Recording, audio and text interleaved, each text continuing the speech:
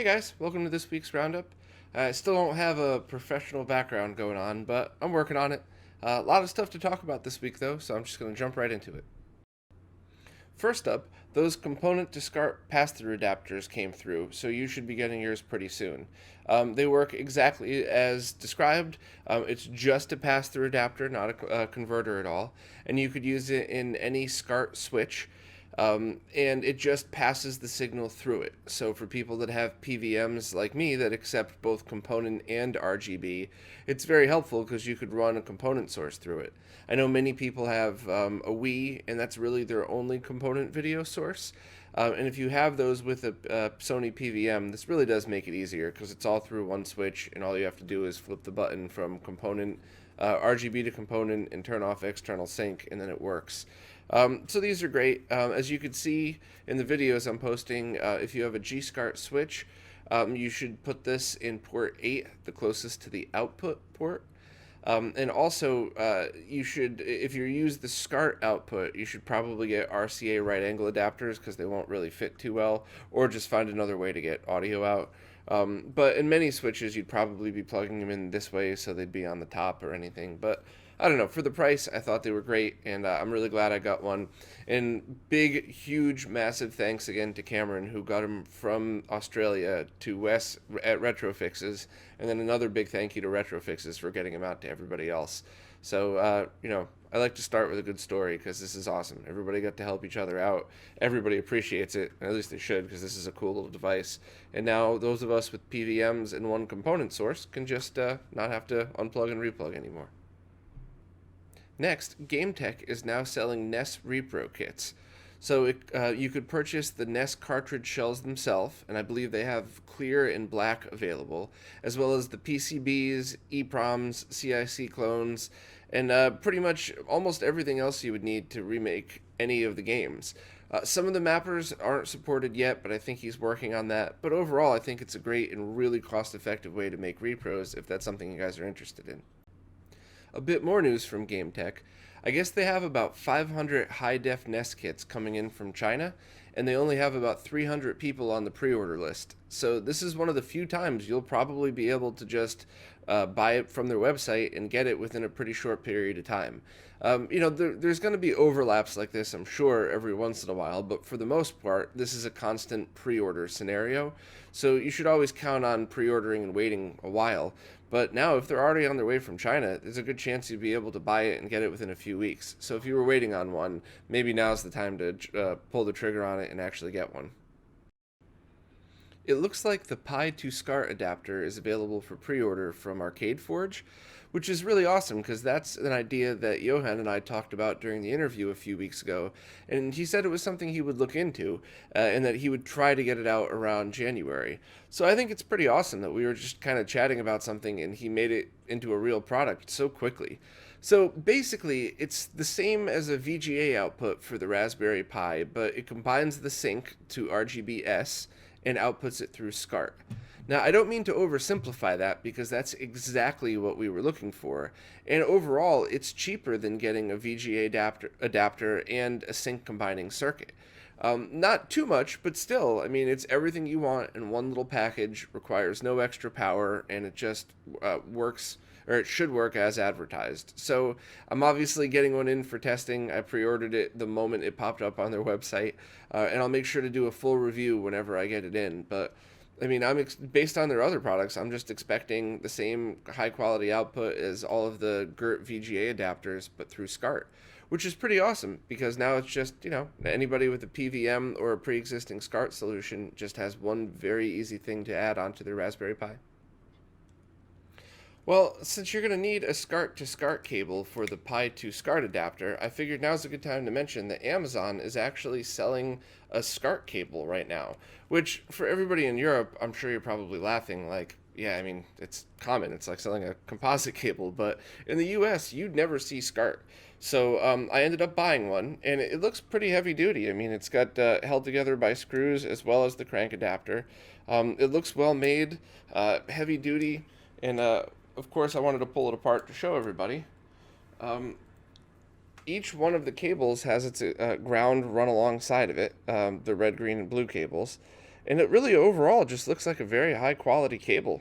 So I'm pretty psyched. I mean, this is it's pretty rare to be able to find anything like this in the U.S. So if you're looking for a cheap SCART to SCART cable, maybe this is the one to pick up because it's only about $14 and it has Amazon Prime. So thanks to Corey from My Life in Gaming for giving us the tip. And I'll put this thing through its paces soon, but in the minimal testing I've done with it so far, it's perfect. So anybody has any comments on it, please let me know. Jelloslug has now made his 3D printed covers for PC Engine and TurboGrafx 16 consoles available again. At the moment, he has the Duo doors, so those are the little covers that when you put the Hue card in, it could snap down above it. He also has the battery door covers for the Express units, as well as the EverDrive covers themselves.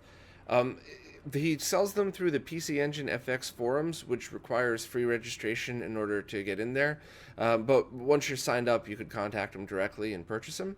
And also, Smokemonster has posted his 3D design files for his Turbo EverDrive cover. So if you have your own 3D printer, you could do that as well. So I think stuff like this is really great because little parts like this are always hard to find and becoming harder to find. And it's really awesome that people are 3D printing their own so that, this stuff could kind of still live on even with aftermarket parts. And speaking of Smokemonster, he just started a thread on arcadeprojects.com about which homebrew that he should include in his upcoming Neo Geo ROM set. So with 2 Neo Geo ROM cards coming out soon, there's definitely going to be a need for an awesome ROM pack, and there's definitely going to be a need for the arcade versions and the home versions. In asking for all those, it's the typical, are we allowed to talk about it, are we not, are we allowed to post? But homebrew, you're totally allowed to talk about because it's people just making stuff and posting it. So if you guys have any Neo Geo homebrew software that you've written that you'd like included or that you know about, definitely post in that forum. I think that registration's required to see that forum as well, but this is going to be a very cool thing, and any of these Neo Geo ROMs are a very big deal for people like me that just couldn't afford all this stuff over the years, and now I'm finally going to be able to try it.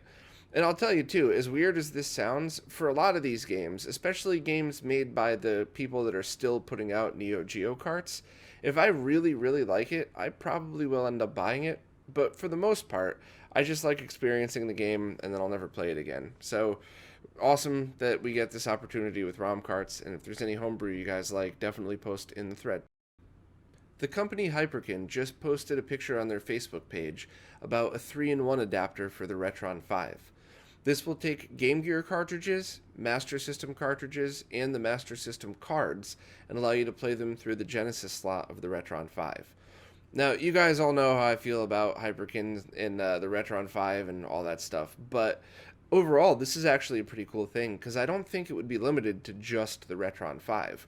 I mean, I'm sure you could use it as an adapter just to play Master System games and Master System cards on your Genesis, which that alone is pretty neat because the only way to play the cards is through the official power-based converter, which is getting more expensive and hard to find. That being said, if you just needed a Master System cartridge to Genesis converter, I still recommend the PowerBase FM as my go-to choice because that has that FM chip in it, so you could toggle the sound on and off with certain games. And some games really have way better audio with the FM chip than not. But overall, the other uses that you could use for this is I imagine you could probably use it in other things like the Retrode and allow you to dump all of your cartridges to ROMs, maybe even in the Retro Freak and any other device like that. Because I know a lot of people like dumping the ROMs of their own cartridges. So overall, I mean, I don't think I would ever use it on a Retron 5 because I don't like that thing, but I think I might end up buying one just because it might end up being a handy tool to have in your toolbox. If they release it. I mean, it's Hyperkin, so it might not actually hit the shelves till 2018, but I figured it was worth mentioning. While this next thing isn't exactly retro gaming news, I thought it was fun enough that I had to share it with everybody. It looks like somebody is making Air Jordan 4 Super Nintendo sneakers. So, I don't really care how ridiculous I would look. I would love to wear these things at least once just because they seem fun. But they're only making 10 of them, and they're going to go on sale on a website called Freaker Sneaks. So I imagine they're going to go for an insane amount of money, and I'm not going to pay that much just for sneakers. But I thought it was neat enough that I'd share it with everybody, and who knows, maybe someday you'll see my silly ass running around in a pair of Super Nintendo Jordans. The company RetroBit just announced a product called the Super Retro Boy, which is a handheld console that looks like an original Game Boy, but plays Game Boy, Game Boy Color, and Game Boy Advance games on it. Unfortunately, because it's the shape of an original Game Boy, there are no trigger buttons, so the L and R buttons are right on your thumb, kind of like in a Super Nintendo thumbstick. There's four in a row, which I imagine is going to be really uncomfortable for playing some Game Boy Advance games. I haven't had great luck with retrobit stuff in the past. It seems just like low-end clones to me. But who knows? Maybe they'll do a good job on this one. And as long as there's no lag, maybe the screen will be good enough to make it a contender for Game Boy Color games. Because there still really isn't another solution to play that other than on a Game Boy Advance. So if you like that original size and shape, the only thing you could do is a front-lit Game Boy Color, which doesn't really come out that well. So, if I ever get my hands on one, I'll do a full review of it, but I just figured I would post it for anybody that was interested. It looks like the NES Classic console was just fully hacked. I've actually been following a thread on a Russian forum for a few weeks now when they first got the hack working, but it was a bit complicated and not really something that most people would try. But now they have just a basic tool released, so anybody could do it. It seems pretty easy and straightforward. Basically, you just jailbreak the NES Classic first, then load your ROMs up, and I think it's even compatible with Famicom Disk System ROMs. So now it's useful. Now I think that little device, even though it's got a little too much lag for me, once it becomes available in stores again, because they're still really hard to find, I think it'd be a pretty cool thing to just buy it, hack it, and have as many NES games as you want. It's still not the best solution, but if you're a casual gamer and you really just want to play a couple of your favorites and then probably never touch it again, it's a great device. I think most people watching this podcast, though, would probably want a more true solution, something like the AVS or the High Def NES mod, and I think the Analog NT Mini is coming out soon. And that's designed by Kevtris, so he designed the FPGA for it, so I imagine that's going to be pretty accurate as well.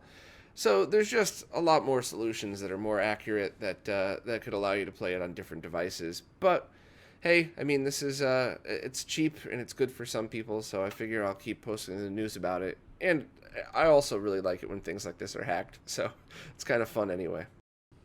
Speaking of the NES Classic, it looks like somebody hacked it into a portable game console to kind of look like a Game Boy. I think this is absolutely awesome, and I really enjoyed watching the video. I love hacking projects like this, and this seems to be the perfect use for something like that. And I kind of wish Nintendo thought of it as well, but just figured I'd post the video if people were interested. There's a new update to the Atari 5200 RGB kit.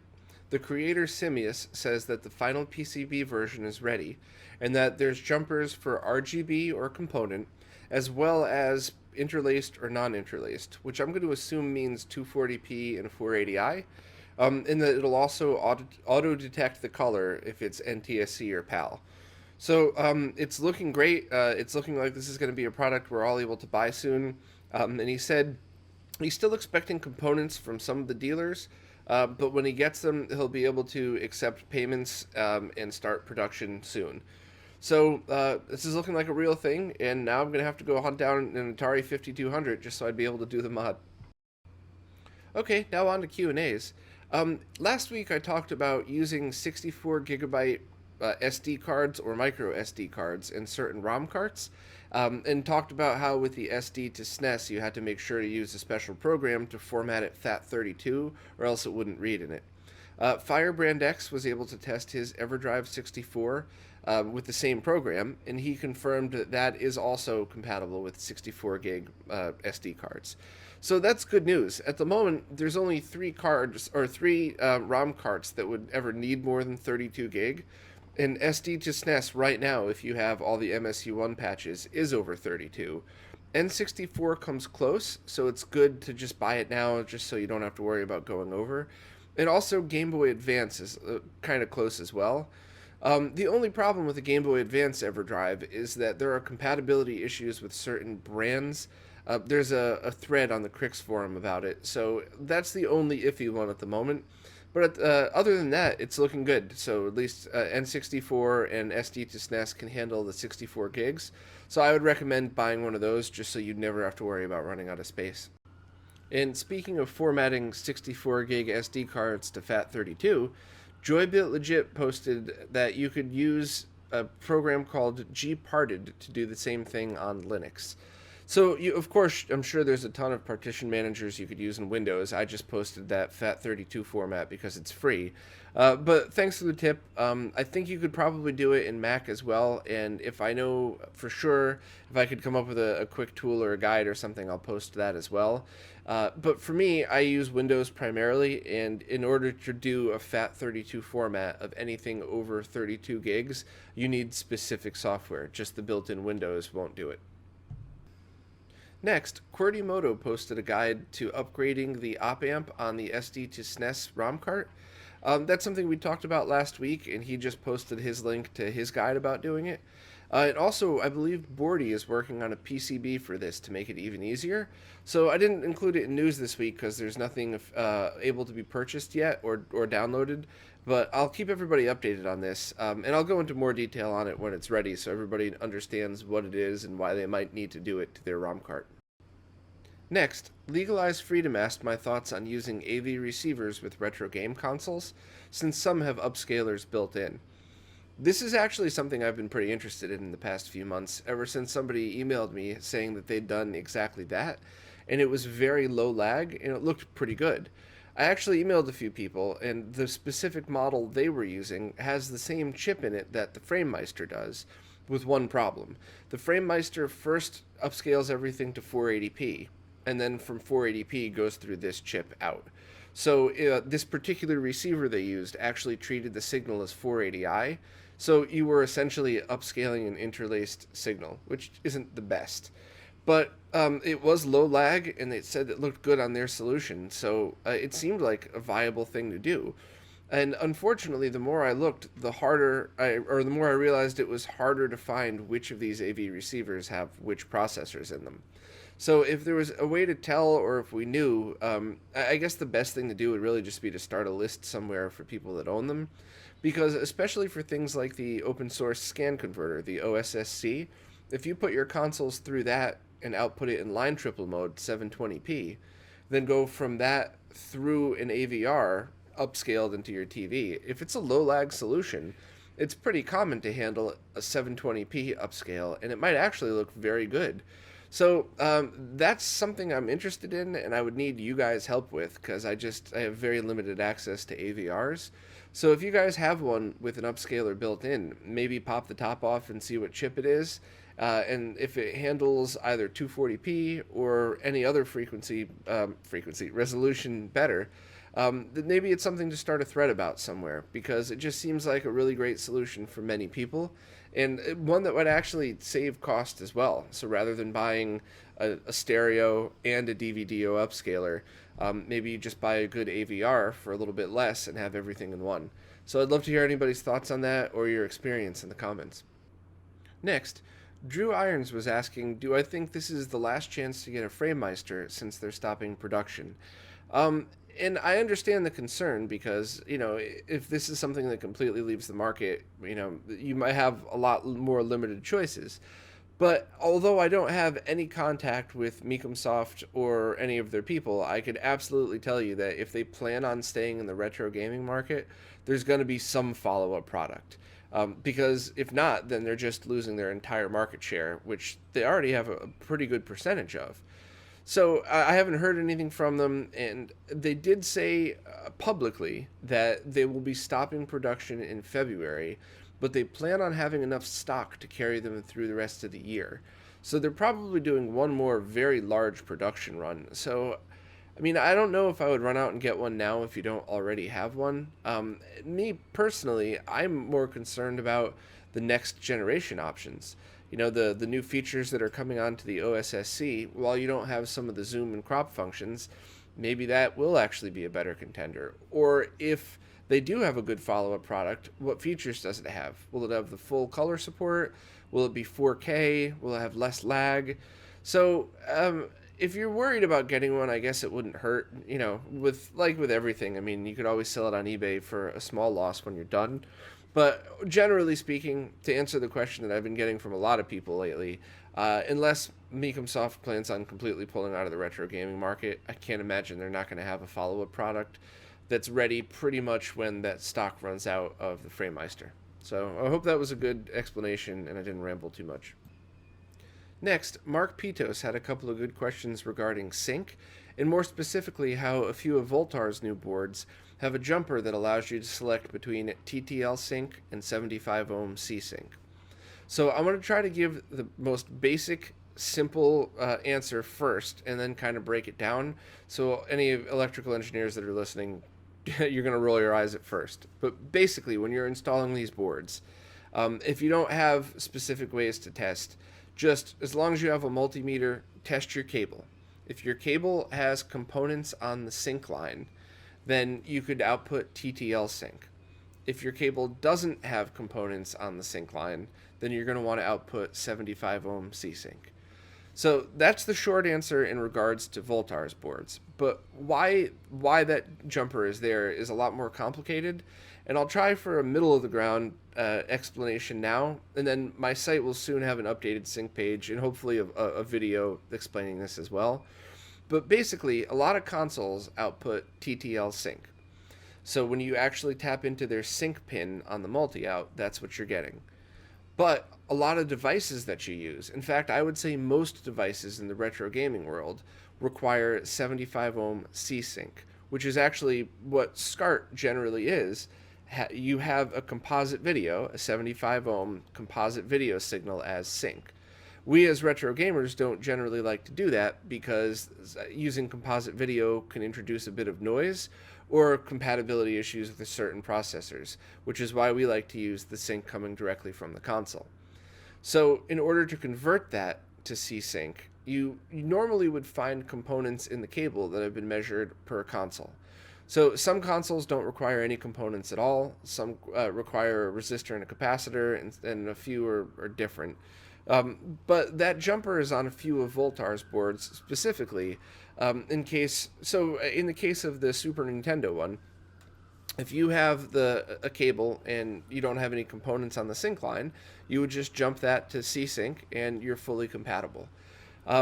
So how each of those breaks down, what the voltage of each are, how to test it, that really requires a separate video, and I'm probably going to drag Voltar into doing that one with me, and maybe even Steve from HD Retrovision, just so we can get super nerdy on everybody. But I just wanted to break down the basics, and that is a lot of the reasoning why sometimes you get a C-Sync cable, but it still doesn't work with certain displays, and that's why some RGB monitors have switches in back, and there are even some where you'll see the RGB connectors have many pins on them. Like I think one or two of the old PVMs, and that's actually because they have different sync inputs on them. Certain pins are for 75 ohm C sync, others are for TTL. So while all of this gets more and more confusing, it is good that we, the people who want to mod our consoles, have more control over these things. In a perfect world, all the components we would already buy would already have everything in them. Every cable would be made perfectly to spec, and the cable manufacturers would know every single model revision of every single motherboard. But we're just fans of the work doing this. The cable manufacturers aren't large companies that can afford to buy every version of the Super Nintendo, Genesis, and everything else. So it's basically up to all of us to kind of figure it out and work together, which is why you run into stuff like this. So I hope I didn't just go off on too much of a tangent, but the short version is if you're using a Super Nintendo and there's caps and a resistor in the cable, you could leave it on TTL sync. If there's nothing on the sync line, you should use 75 ohm sync for Voltar's boards. Lastly, O1 Phoenix 79 asked my thoughts on the Analog NT Mini and how I think its price point will really affect its place on the market. And to be honest, I haven't tested it yet. I would like to soon, but it really seems like all of these different devices are hitting their perfect price point. You have some of these junk clone systems that you could get for, $20 that just output composite. And I think there's that one new HDMI clone system that everybody says is pretty bad, but it's, $40 or $50. It's really cheap. And then you have the AVS, which is $200 for, although it's FPGA based, so it's not official original Nintendo. I think it's perfect. I don't really have any complaints about it, and I think for that price, everybody should be very excited. And then to step up over that, you have the high def NES, which, while that itself is cheaper than the AVS, it requires a NES console and installation. But although that puts it over the price, it adds more features, and you get to use the original chips if that's something you even want or care about. And now the NT Mini is going to be, at the moment, the high end of things, which is supposedly going to offer even more features, and have more compatibility, and have HDMI as well as RGB outputs. So I really think that everything's just hitting its place. I mean, for some people, buying that $20 composite video clone console is fine. Not for me. Other people, the NES Classic is fine. It has the games they want to play. They don't care that it's HDMI 720p only. They don't care about the couple of frames of lag, and that's fine for them. But I think for people that want to use original cartridges and really push the system to its limits, I think we have all the choices we want, and at the moment, none of them are really taking market share away from the others. So I do think that some people are immediately going to see the price of the NT Mini and go, "Oh, that's crazy! Why would I spend that much money? I can get a PlayStation 4." But I think people that are kind of in the know and understand what it is that you're getting and what you can accomplish, you would probably be willing to spend the money if it has all the extra features we hope. So I hope that wasn't too long and drawn out. But the short version is, I think everything so far has its place, and I really hope that we keep having more and more. Not flood the market, but more good solutions available to all of us so that we have more choices and, everybody's niche will be filled. Well, that's it for this week. I had reached out to a few different people about doing interviews, and all seemed interested, but we're still just catching up with the holiday craziness. So hopefully we can start again next week and have another great interview and another awesome guest on the podcast. Until then, as always, any comments or criticism, please post below. I'm always, always love to hear everybody's opinion on things, and I'll see you next week.